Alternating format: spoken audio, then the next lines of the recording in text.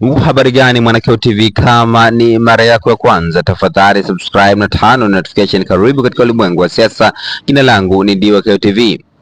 Mbunge wa jimbo la Tunduru Kaskazini kupitia chama cha ACT Wazalendo Mheshimiwa Ado Shaibu ametoa wito mzito kwa serikali kutoa ahadi ya dhati ya usalama wa raia kufuatia kuongezeka kwa visa vya watu kutekwa na kupotea nchini katika mazingira tatanishi. Akizungumza siku ya hapo jana Aprili 17 mwaka 2026 wakati wa mkutano wa tatu wa bunge la tatu, Shaibu ameeleza kusikitishwa kwake na mwenendo wa usalama wa raia na haki za binadamu. Amesema kuwa msingi wa utawala bora ni kulinda haki za kuishi, lakini taarifa za hivi karibuni zimekuwa zikionyesha taswira ya hofu. Amesema kuwa kituo cha sheria na haki za binadamu cha LHRC mwaka jana kilitoa ripoti iliyoainisha orodha ya watu wengi waliopotea na ambao hadi sasa hawajulikani walipo wala hatima yao.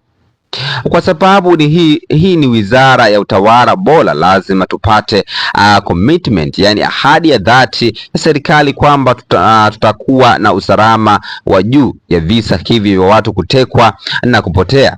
Tunahitaji majibu ya serikali na kuwepo kwa uchunguzi huru dhidi ya visa vya watu waliotajwa akiwemo Humphrey Polepole na wengine wengi pale pawe na uchunguzi huru kabisa, amesisitiza Adolf Shaibu.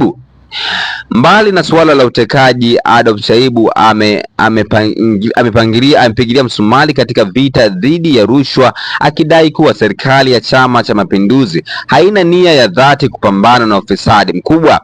Amekosoa utendaji wa taasisi ya kuzuia na kupambana na rushwa, yaani TAKUKURU, kwa kile anachoita kuandama vidagaa, huku papa wa mafisadi wakiachwa. Sioni jitihada za dhati za serikali kupambana na rushwa na ufisadi, hasa rushwa kubwa. Nitaona jitihada hizo nitakapoona yale masuala makubwa yanayobeba upotevu wa mamilioni ya shilingi yakishughulikiwa. TAKUKURU ielekeze nguvu kubwa huko badala ya kuweka mkazo mkubwa kwa upotevu mdogo wa chini. Ameongea maneno hayo mbunge Shaibu. Shaibu amehitimisha kwa kuishauri serikali kurejesha imani kwa wananchi kwa kuhakikisha utawala wake unatawala kwa vyombo vya dola vinafanya kazi kwa uamuzi, hasa katika kulinda usalama wa kila Mtanzania na rasilimali za taifa.